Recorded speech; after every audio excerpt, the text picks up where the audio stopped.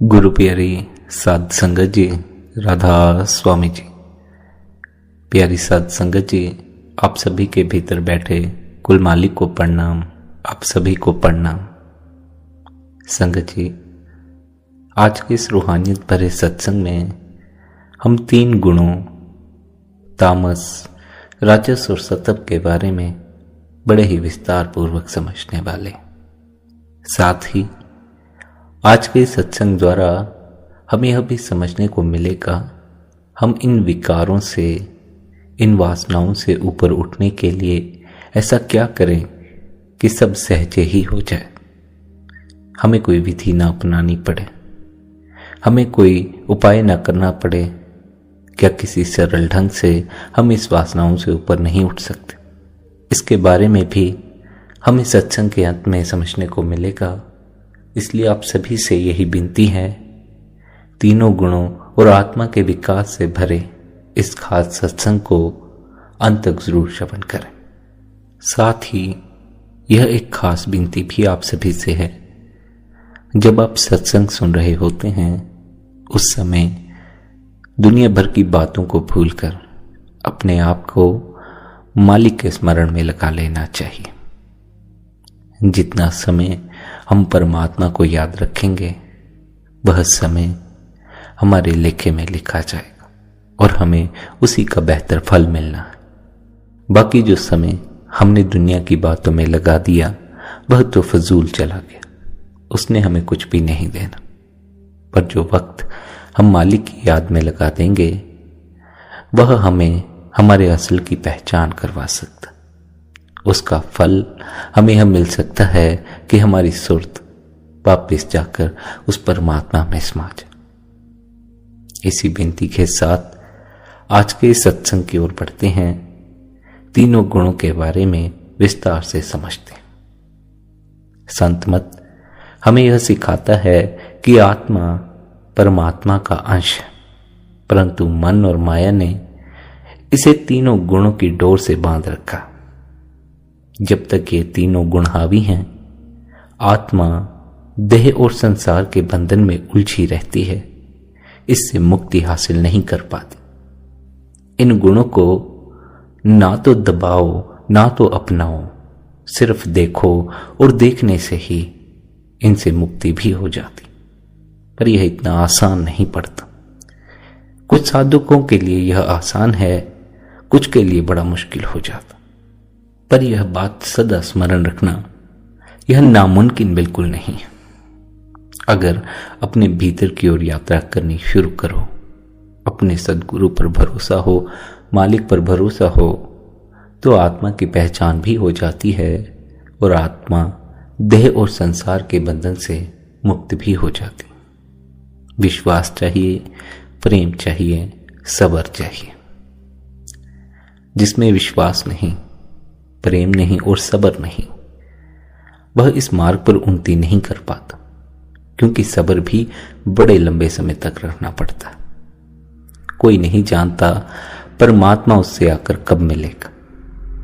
इसलिए भक्तों ने उसके आने का इंतजार किया। जब वह आना चाहे उसकी मौज है।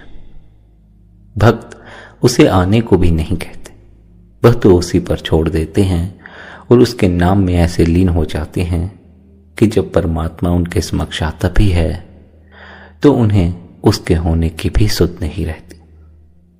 ऐसी हमारे इतिहास में बहुत सी पुरानी कथाएं मिल जाती हैं जिनमें कि भक्त के लिए परमात्मा दरवाजे पर खड़े इंतजार करते रहते हैं। लेकिन भक्त भक्ति में ऐसा डूबा होता है कि उसे परमात्मा के आने का भी कुछ पता नहीं चलता। ऐसा अपने को उस मालिक की याद में लीन कर दो कि फिर उसके सिवाय कुछ और बचे ही नहीं। बस उसकी ही याद भीतर रहे, उसके अलावा बाकी सब भूल जाओ। इसी के साथ भीतर के अंधकार को मिटाने वाली इस यात्रा में सबसे पहले तामस गुण के बारे में समझ लेते हैं, जिसका अर्थ है अंधकार, जड़ता या नींद। प्रकृति का सबसे नीचे वाला स्तर तामस है। तामस का अर्थ अज्ञान है। यह मन की वह अवस्था है जहां आलस्य, भय और अनभिज्ञता छाई रहती है। जब आत्मा इस शरीर में आती है तो मन और इंद्रियां उसे बाहरी संसार में बांध लेती हैं। धीरे धीरे आत्मा अपने मूल घर को भूल जाती है और अंधकार में खो जाती है। यही तामस है। ऐसे व्यक्ति को न भक्ति में रस है, न ध्यान में रुचि है। वह कहता है सब ठीक है, भगवान जब चाहेंगे तब उठा लेंगे, पर वह यह नहीं जानता कि भगवान तो भीतर हैं, जागने की प्रतीक्षा कर रहे हैं। तामस व्यक्ति अंधेरे में बैठा है और सोचता है कि यही जीवन है। वह खिड़की खोलकर नहीं देखता, खिड़की खोलना ही भूल गया। तामस व्यक्ति कर्म नहीं करता, वह केवल बहता है। न लक्ष्य है, न दिशा है, न सिमरन है, न सेवा। बस अस्तित्व को ढोता चला जाता। तामस से बाहर आने का पहला उपाय है संगति को बदलना। सत्संग की संगति, संतों की संगति करो, क्योंकि जहां शब्द सद्गुरु का नाम गूंजता है वहां अंधकार टिक नहीं सकता। धीरे धीरे जब साधक उस शब्द को सुनता है तो भीतर कहीं हल्की सी जागृति आनी शुरू हो जाती। वह जागृति धीरे धीरे बढ़ते बढ़ते एक दिन ऐसे तल पर पहुंच जाती है कि फिर साधक उस परमात्मा का दर्शन भी कर लेता। जितना भीतर जागोगे परमात्मा के निकट पहुंच जाओगे। जितना भीतर सोते चले जाओगे परमात्मा से दूर होते चले जाओगे। बाहर इस दुनिया में भटकना शुरू कर दोगे। भीतर अंधकार छा जाएगा, फिर भीतर टिके रहने को दिल नहीं करे। जिनके भीतर अंधकार है वे अंतस में जाने से भय खाते हैं, क्योंकि अंधकार से सभी को भय लगता। जैसे जैसे भीतर जाना शुरू करोगे भीतर का प्रकाश जागृत होगा। जब भीतर का प्रकाश जागृत होगा तो भीतर का अंधकार अपने से ही दूर हो जाएगा। फिर उस अंधकार को दूर करने के लिए कोई उपाय नहीं करना, कोई साधना नहीं करनी। इसलिए संत हमें समझाते हैं कि जो सहज ढंग से अपने भीतर उतर जाता है वही सही मायने में परमात्मा तक पहुंचता।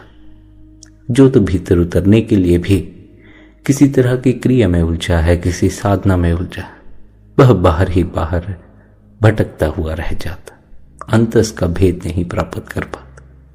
इसलिए अपने आप को उस परमात्मा के हवाले कर। वह परमात्मा अगर कृपा करे तो भीतर प्रकाश हो जाए, वह कृपा करे तो भीतर उसका दर्शन हो जाए। पर अगर उसकी कृपा ना हो तो कितने ही उपाय करते रहो, कितने ही सालों तक नाम जपते रहो, कुछ भी हासिल नहीं होता।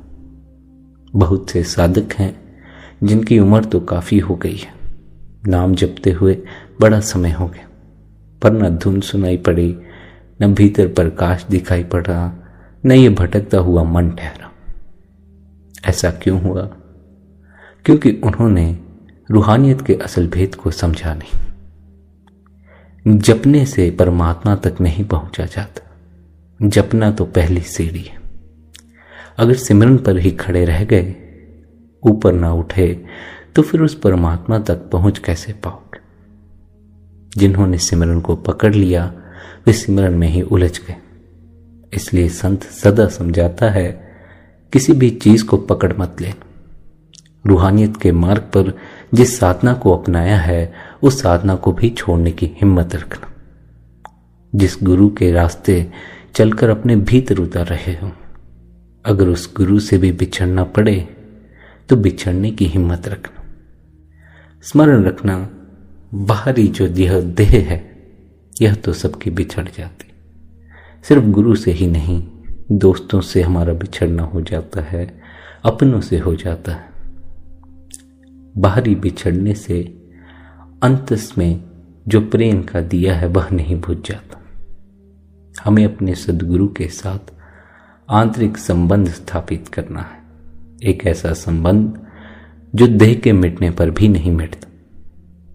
सदा संत हमें यही समझाते आए हैं कि हमारा जो असल रिश्ता है उस मालिक से, उस मालिक के साथ हमारा जो रिश्ता है वह बड़ा ही आंतरिक है। उस संबंध के लिए हमें देह की भी जरूरत नहीं। अगर यह देह कल गिर भी जाए तो हमारा परमात्मा से रिश्ता नहीं टूटता, लेकिन जो रिश्ते हमने इस देह के आधार पर दूसरी देहों के साथ बनाए हैं, ये रिश्ते तो टूट ही जाने। जो दिखाई नहीं पड़ते उनकी कदर भी धीरे धीरे कम होने लगती। केवल एक परमात्मा ही है जो बिना दिखे भी सबके दिलों में राज करता। केवल परमात्मा ही है जिसके होने का कुछ पता भी नहीं है, लेकिन उसके होने पर सभी को विश्वास। हम तो 5 तत्व के पुतले हैं, मिट्टी के बने हैं, मिट्टी में समा जाएंगे। जब तक मिट्टी में जान है, दूसरों में कदर है, दूसरों में बात।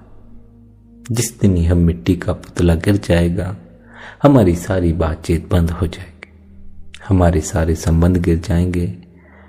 जो कामकाज का बोझ हमारे सर पर है, वह बोझ हमारे सर पर नहीं रहेगा। तो अगर एक तरह से देखो, जीवन भर की चिंताएं जो हम अपने सर पर लिए लिए घूमते हैं, अंत में सब छोड़ जानी होती है। कोई चिंता भी हमारे साथ नहीं जाती, कोई दुख भी हमारे साथ नहीं जाता। जो कुछ यहाँ का लिया है सब यहीं छोड़ जाना पड़ता। इसलिए तो संत कहते हैं, खाली हाथ आए थे, खाली हाथ ही चले गए। ना सुख लेकर जा सके तो कम से कम दुख ही ले जाते, लेकिन दुख भी ना ले जा सके। ना धन ले जा सकते थे तो कंकड़ पत्थर ही ले जाते, लेकिन कंकड़ पत्थर भी साथ नहीं जाते। कुछ ना कुछ साथ चला जाता, थोड़ी हिम्मत बन जाती। जीवन भर जिन चीजों के पीछे बर्बाद किया, एक भी चीज साथ चली जाए, हौसला बन जाता है कि चलो जीवन व्यर्थ नहीं गया। पर जब अंत में कुछ साथ ही नहीं जाता, तब फिर ऐसा ही अनुभव पाओगे कि सब व्यर्थ चला गया, जीवन बेकार है। जीवन बेकार नहीं है, जीवन में परमात्मा हो जाने की संभावना छिपी है, जीवन में आनंदित हो जाने की संभावना छिपी है। खाली हाथ यहां से वही गए हैं जिन्होंने दुनिया का सामान इकट्ठा किया, लेकिन जिन्होंने यहां इस दुनिया में आकर, इस जीवन में रहकर उस मालिक की भक्ति की है, ये खाली हाथ नहीं गए।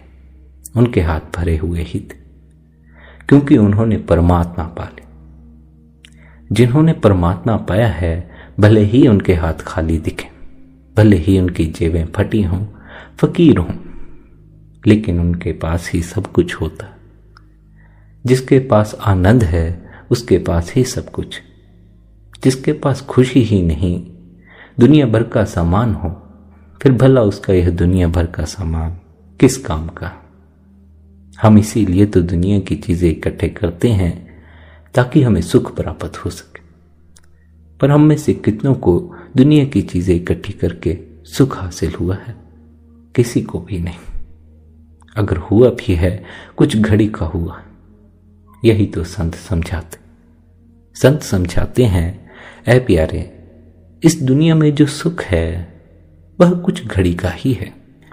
जब कुछ घड़ी का यह सुख बीत जाएगा, इसके पीछे जो दुख खड़ा है वह भी प्रकट हो जाएगा। हम कुछ घड़ी के सुख के लिए इतने विराट दुख को भूल ही जाते। जैसे जैसे हम अपने होश को जगाना शुरू करेंगे, हम पाएंगे दुनिया की हर चीज कुछ घड़ी का ही सुख दे पाती है। कुछ घड़ी के सुख के बाद हम फिर निराश हो जाते हैं, उदास हो जाते हैं। इस उदासी को दूर करने के लिए संत हमें अपने अंतस में डुबकी मारने को कहते हैं, क्योंकि अंतस में इतनी शांति है, हमारा मन नहीं बोलता। जब तक मन बोलेगा तब तक हमें कोई ना कोई बात याद आती रहेगी, कोई ना कोई चीज सताती ही रहेगी। जैसे ही मन शांत हुआ, हमें अपने अंतस में इतना चैन आएगा, इतना आनंद आएगा कि फिर हम दुनिया की ओर ध्यान देना ही बंद कर दें। जिसने एक बार को भी मन के ठहर जाने का अनुभव किया है, यह कहो मन से परे उस शब्द की धुन को सुना, उसने फिर लौटकर मन की बातों की तरफ ध्यान नहीं दिया। ऐसा नहीं मन चलना बंद हो जाता, मन चलता है जैसे पहले चलता, लेकिन फिर मन की तरफ ध्यान नहीं दिया जाता, मन की बेकार बातों को सुना नहीं जाता। जो मन की बेकार बातों को ही सुनता रहता है, उसकी तरफ ही ध्यान रखता है, वह धीरे धीरे अंधकार में चला जाता। भाव सत्य को भूल जाता है, असत्य की उसे खबर रहती, इस माया की उसे खबर रहती है, इस दुनिया की खबर रहती है, उस मालिक का कुछ भी पता नहीं रहे। इसलिए संत हमें अपने भीतर के अंधकार को मिटाने का उपदेश देते, कहते हैं, ऐ प्यारे, अपने इस भीतर के अंधकार को मिटाओ, और इसे मिटाने के लिए तुम्हें भीतर कोई दिया भी नहीं जगाना पड़ेगा। भीतर तो बिन बाती और बिन तेल की ज्योत जली ही हुई है। अगर जरूरत है तो उस ज्योत के दर्शन करने की, वह आंख पैदा करने की जो उस ज्योत का दर्शन करवाती। बाहर की ये दो आंखें बाहर की ज्योतों के दर्शन करवाती हैं, बाहर के मंदिरों के दर्शन करवाती। भीतर की आंख भीतर के मंदिर का दर्शन करवाती, उस मंदिर में बैठे परमात्मा का दर्शन करवाती है, उसकी पूजा में जल रही उस ज्योत का दर्शन करवाती। अंतस में जगती ज्योत हमें शांत करती है, हमारे भीतर के अंधकार को मारती है। भाव जो बुरे विचार, बुरी बातें हमारे भीतर घर कर गई, उन सभी का नाश कर देती। स्मरण रहे, अंधकार में ही बुरे विचारों का जन्म होता है। जिनके भीतर प्रकाश प्रकट हो गया, धीरे धीरे उनका ध्यान मन की मैली बातों से हटने लगता, फिर उनके भीतर मालिक का स्मरण बनना शुरू हो जाता। यहां यह ख्याल रखें, जिनके भीतर परमात्मा की याद अपने से पैदा होती है, वही परमात्मा तक पहुंच पाते। जो परमात्मा को याद करने में लगे हैं, वे याद ही करते रह जाते। इसलिए उस मालिक से यह प्रार्थना करो कि हे प्रभु, मुझ पर ऐसी कृपा करना कि मुझे तुझे याद ना करना पड़े, बल्कि तू मुझे भूले ही नहीं।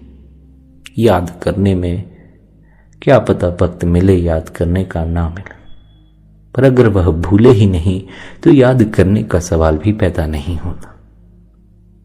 अगर वह परमात्मा हर पल स्मरण रहे तो आपके जीवन में कोई परेशानी नहीं आएगी, क्योंकि अगर परमात्मा स्मरण है तो विश्वास कायम है। जिसे उस पर विश्वास है वे हर पड़ाव को पार कर जाते हैं। जीवन में दुख हो उसे भी बर्दाश्त कर जाते हैं। कितनी ही परेशानियां हो, सब परेशानियों से ऊपर उठ जाते। परमात्मा भी अपने भक्तों का हाथ कभी नहीं छोड़ता। जिसने उस पर विश्वास किया, उसने सदा ही उसका साथ दिया। इसलिए उस मालिक पर विश्वास रखो और अपने भीतर छिपे इस अंधकार को दूर करो। अब आके हम राजस गुण के बारे में समझते हैं, जिसका अर्थ है गति, इच्छा, कर्म का चाल। जब तामस की नींद टूटती है तो ऊर्जा जागती, अब व्यक्ति सक्रिय होता है, कर्मशील बनता। यह है राजस अवस्था। यह वह स्तर है जहां मन कर्म करता, सेवा में लग जाता है, भक्ति में रुचि लेता, परंतु साथ ही मैं की भावना जुड़ी रहती। मैंने सेवा की, मैंने ध्यान किया, मैं सत्संग की हूं। जब तक मैं है तब तक परमात्मा से मिलन नहीं होता। यह जो राजस का भ्रम है, यहां गति है पर शांति नहीं। राजस व्यक्ति हमेशा भागता, कभी भगवान की ओर, कभी धन की ओर, पर भागना वही है चाहे दिशा कोई भी हो। दौड़ नहीं थमती, चाहे धन के लिए दौड़ो, दुनिया के लिए दौड़ो, परमात्मा के लिए दौड़ो, किसी चीज के लिए भी दौड़ो। अगर दौड़ जारी है तो स्मरण रखो, अभी अपने अंतस में कुछ भी प्राप्त नहीं किया। जिसने भी अपने भीतर कुछ हासिल किया, कोई छोटा सा अनुभव, कोई धुन, कोई प्रकाश का दर्शन, कोई गुरु के होने का अनुभव, जरा सा भी कोई अनुभव अगर भीतर हुआ है तो उसकी फिर सारी दौड़ ही शांत हो जाती। मन भागना ही बंद कर देता है, क्योंकि उसकी झलक मिल गई जिसे पाने के लिए तड़पते थे। जब पता चल गया वह भीतर ही छिपा है, तो फिर उसे बाहर खोजने की कोई जरूरत नहीं रह जाती। फिर साधक अपने आप से ही भीतर की ओर मुड़ना शुरू हो जाता। इसलिए बहुत बार सत्संग में फरमाया जाता है, परमात्मा से यह प्रार्थना किया करो, हे मालिक, मुझे अंतस का कोई अनुभव बख्श, मुझ पर कोई ऐसी कृपा कर कि फिर मैं अपने आप ही भीतर की ओर मुड़ना शुरू हो जाऊं। मुझे दुनिया के ये स्वाद फीके लगने शुरू हो जाए। अपनी कोशिश से हमें यह दुनिया के स्वाद फीके नहीं लगते। अपनी कोशिश से माया का जोर कम नहीं होता, पर परमात्मा की कृपा से अपने आप ही दुनिया बेरस हो जाती है और अंतस में रस आना शुरू हो जाता। जिन्हें अंतस में रस नहीं आया उनकी दौड़ जारी ही रहेगी। कभी धन में रस दिखाई पड़ेगा, कभी दुनिया की किसी और चीज में रस दिखाई पड़ेगा। अगर दुनिया की चीजों में रस नहीं आ रहा तो परमात्मा में रस दिखाई पड़ेगा। लेकिन ये सारी मन की दौड़ है। राजस में व्यक्ति धर्म भी करता है, पर दिखावे की भावना भीतर बैठी रहती। वह मंदिर जाता है पर अपने अहंकार को प्रणाम कराता, परमात्मा को प्रणाम करना ही भूल जाता। संत मत कहता है, राजस बुरा नहीं है, यह तामस से ऊंचा है, क्योंकि इसमें ऊर्जा है। पर यदि यही ऊर्जा संसार में बिखरती रहेगी तो मुक्ति नहीं देगी। उसे भीतर मोड़ना होगा, ध्यान और सिमरन की ओर। जब वही कर्म सेवा बनता है, वही गति भक्ति बनती है और वही इच्छा प्रेम में बदलती है, तो राजस सत्व में रूपांतरित हो जाता है। इसलिए संत क्या कहते हैं, मन को गति तो दो, पर दिशा सतगुरु की ओर होनी चाहिए। ऊर्जा को दबाओ मत, उसे सजगता से बहने दो, तब वही अग्नि तुम्हें शुद्ध कर देगी। राजस वह पुल है जहां से साधक संसार से उठकर आत्मिक जीवन की ओर बढ़ता। पर यहां सबसे बड़ा खतरा है अहंकार का खतरा। इसलिए सद्गुरु कहते हैं, सेवा करो पर करने वाला मत बनो, कर्म करो पर फल की आस मत रखो, भक्ति करो पर दिखावे से नहीं, प्रेम से करो। यही है राजस का रूपांतरण, जहां करने वाला मिटता है और साधक धीरे धीरे सत्व की ओर बढ़ता। फिर आगे सत्व गुण है, जिसका अर्थ है निर्मलता, संतुलन और प्रकाश। जब साधक तामस की नींद से जागता है, राजस की भागदौड़ से गुजरता है, तो धीरे धीरे एक नई गुणवत्ता जन्म लेती। वह है सत्व। सत्व का अर्थ है प्रकाश, संतुलन। यह वह अवस्था है जहां मन अब बोझ नहीं है, मन साधक बन जाता। सत्व अवस्था में मन सत्संग, सेवा और सुमरण में स्थिर हो जाता। वह अब संसार में नहीं, भीतर की यात्रा में लग जाता। साधक को अब शब्द सुरत की झनकार सुनाई देने लगती। वह नश्वरता से अमरता की ओर बढ़ने लगता। सत्व का अर्थ है जब तुम्हारे भीतर ना कोई संघर्ष है, ना कोई ऊहापोह। तुम शांत हो पर मृत नहीं, तुम सक्रिय हो पर बेचैन नहीं। सत्व व्यक्ति संसार में भी रहता है पर भीतर से अछूता होता। जैसे कमल जल में खिलता है पर भीगता नहीं। यहां सेवा प्रेम बन जाती है, भक्ति आनंद बन जाती है, सुमिरन ध्यान बन जाता। जब मन सत्व में हो जाता है तो आत्मा अपने मूल स्वरूप को पहचानने लगती। अब वह समझती है, मैं यह देह नहीं हूं, मैं यह मन नहीं हूं, मैं तो वह चेतना हूं जो सब में व्यापत। सतब में आप पहली बार अपने आप को एक झरोखे से देखते, अपने भीतर शांति के सागर का अनुभव करते। फिर सतब से परे गुणातीत अवस्था। संत मत केवल सतब तक नहीं रुकता, क्योंकि सतब भी प्रकृति का ही हिस्सा है। जब तक आत्मा सतब में है वह अभी भी मन के अधीन है। सतब सुंदर है परंतु यह अंतिम नहीं। इसलिए संत हमें क्या कहते हैं, तीनों गुणों के परे जाओ तभी आत्मा मुक्त होगी। इस अवस्था को कहते हैं गुणातीत अवस्था, जहां न तामस की जड़ता है, न राजस की गति, न सतब की शांति, बल्कि पूर्ण मौन है, जहां केवल साक्षी रह जाता।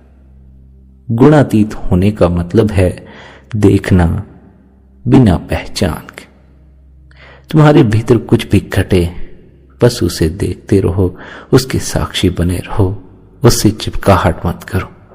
देखने में ही मुक्ति हासिल हो जाएगी। जब साधक नियमित ध्यान, सुमिरन और सेवा में स्थिर होता है तो धीरे धीरे मन शुद्ध होकर पारदर्शी हो जाता।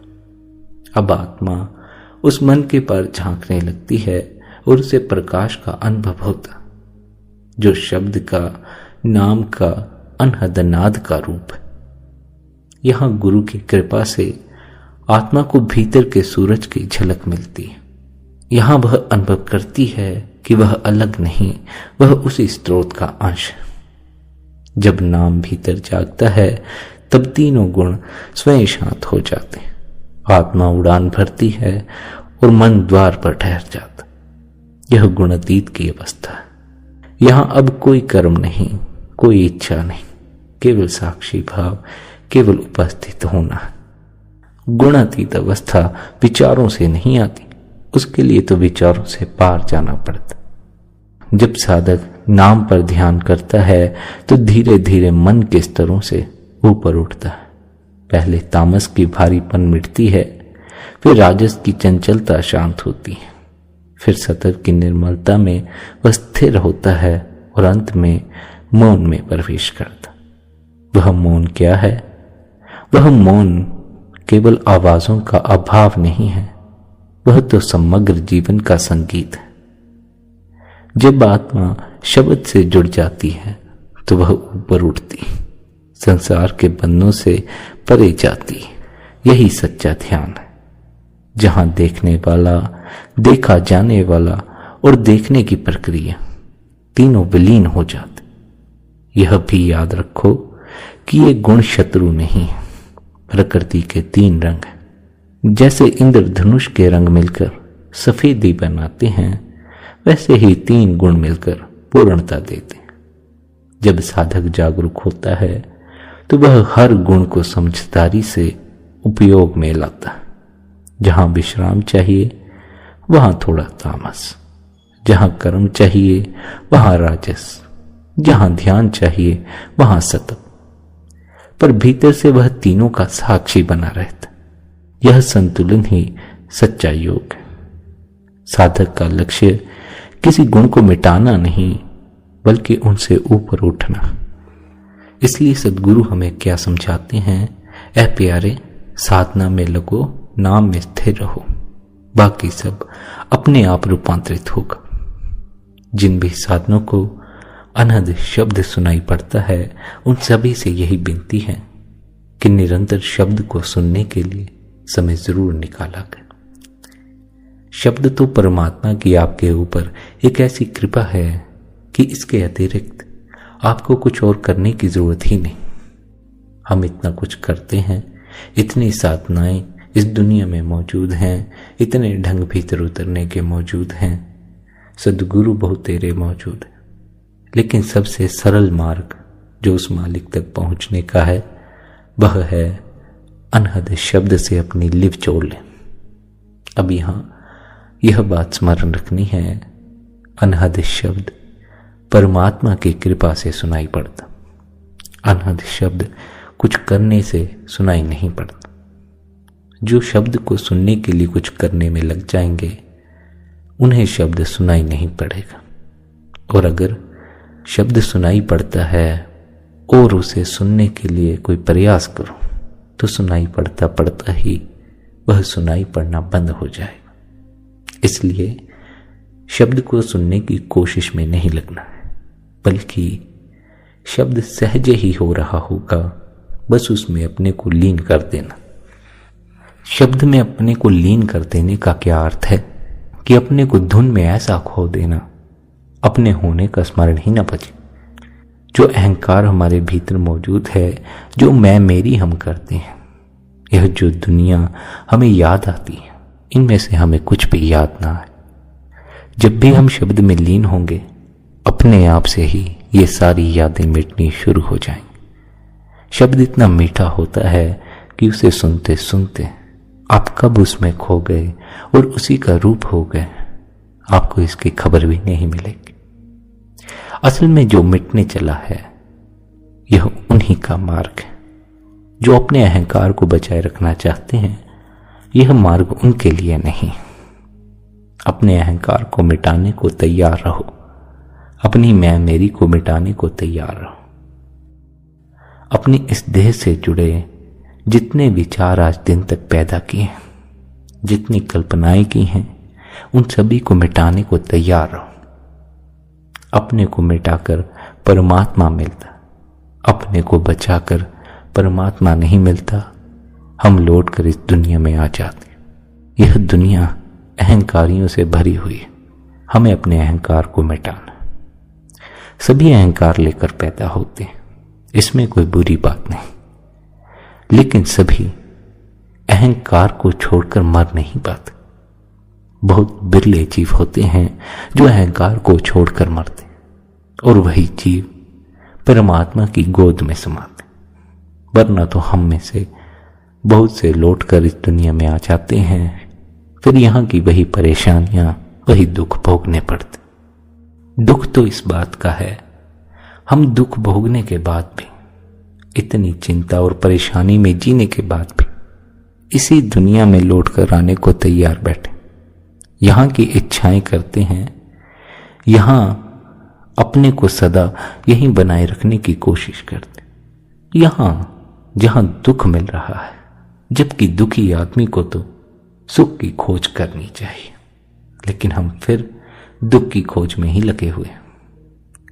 सुख की खोज में जो जीव बाहर इस दुनिया में भटकेगा, उसे भी सुख हासिल नहीं होगा।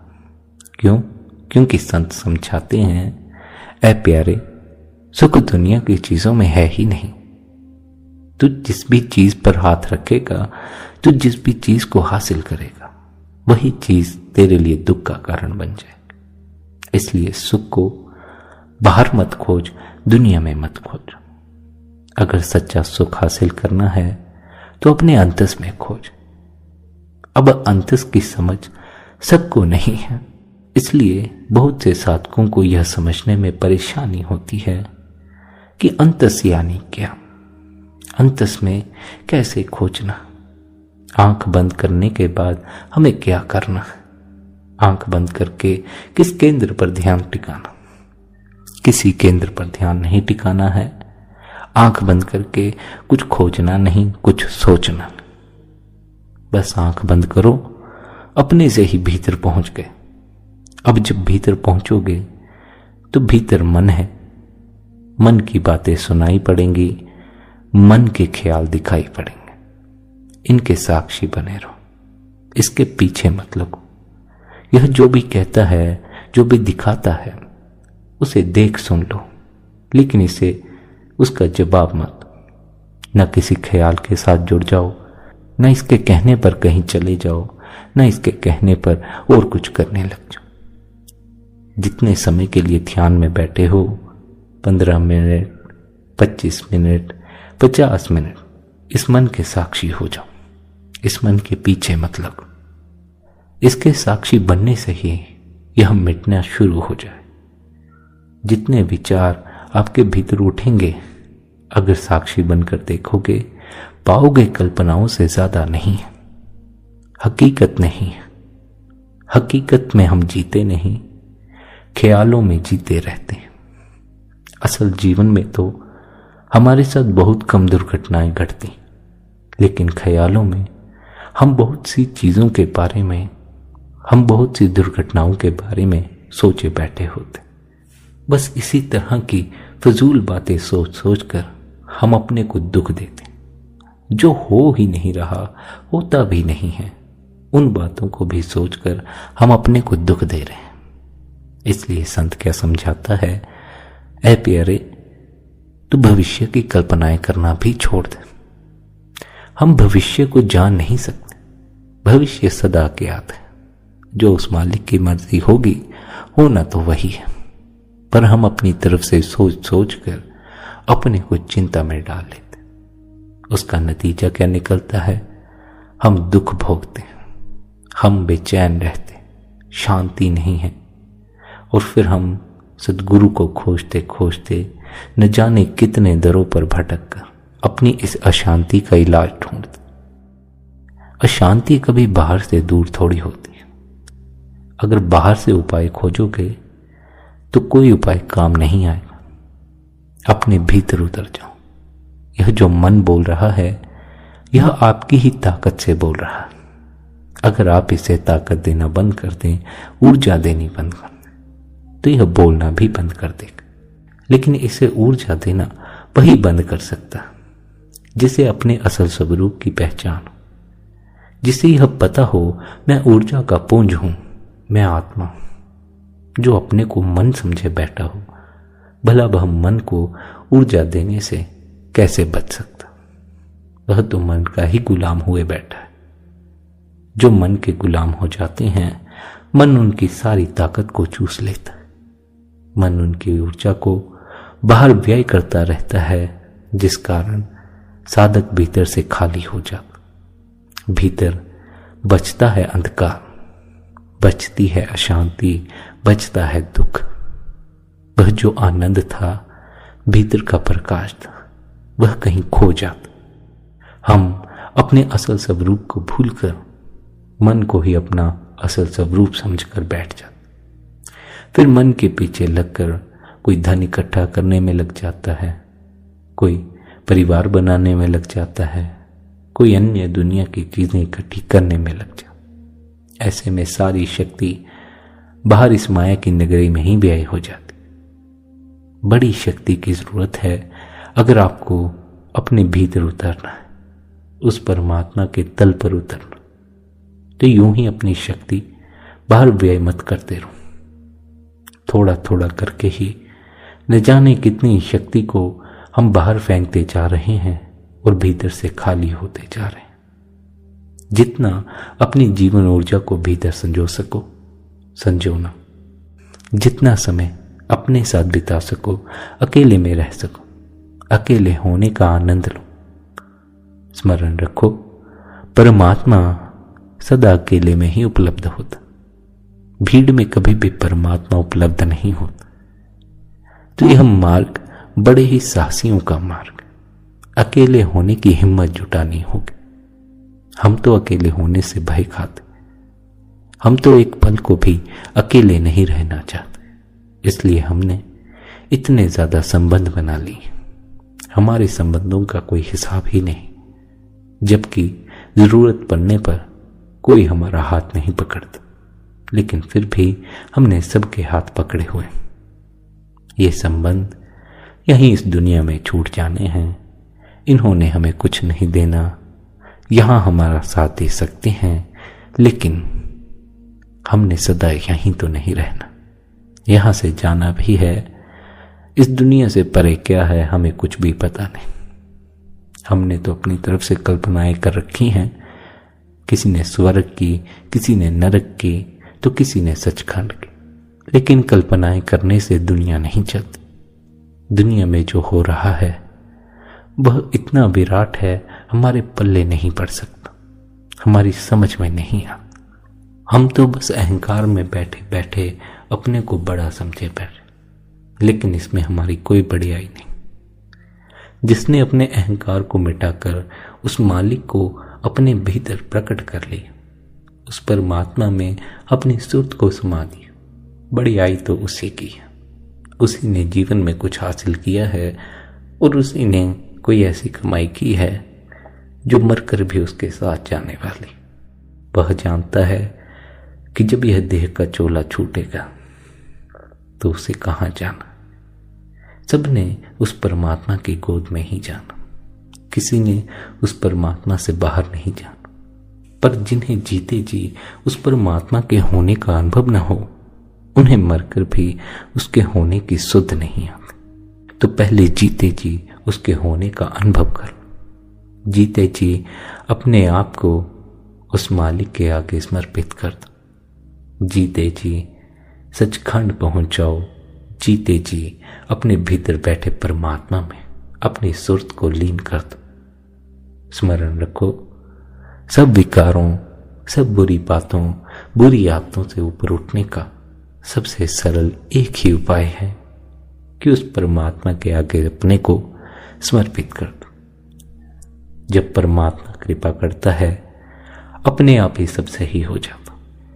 इसलिए उसकी कृपा के पात्र बनो। दूसरों का बुरा मत करो, सेवा करो, लेकिन मैं भाव से सेवा मत करो। दूसरों के साथ अच्छा व्यवहार करो, ईमानदारी की कमाई करो, दूसरों का भला करो। किसी के प्रति अपने हृदय में बुरा विचार मत रखो। परमात्मा भीतर बैठा सब देख रहा है, आपके मन के विचारों को भी देख रहा है। वह भावनाएं पढ़ लेता है, किसके भीतर मैले विचार हैं, किसके भीतर अच्छे विचार हैं, वह सब जानता है। इसलिए अपने आप को साफ रखो, अपने मन की सफाई करो और उस परमात्मा से निरंतर प्रार्थना करते रहो कि हे मालिक, हमें तुझ तक पहुंचने का रास्ता नहीं पता, हमें तो इस मन की सफाई का रास्ता भी नहीं पता, हमें कुछ नहीं पता, तू हम पर कृपा कर। तेरी कृपा से सबका बेड़ा पार होता है, हम पे भी कृपा कर, हमें भी अपने साथ मिला। इसी प्रार्थना के साथ आज के इस सत्संग को यहीं पर विश्राम देते हैं। आज का यह सत्संग आपको कैसा लगा कमेंट करके ज़रूर बताएं। साथ ही इस सत्संग को अपने मित्रों और संबंधियों के साथ भी ज़रूर शेयर करें। इसी के साथ आपके भीतर बैठे परमात्मा को प्रणाम, मेरा प्रणाम स्वीकार करें। राधा स्वामी जी।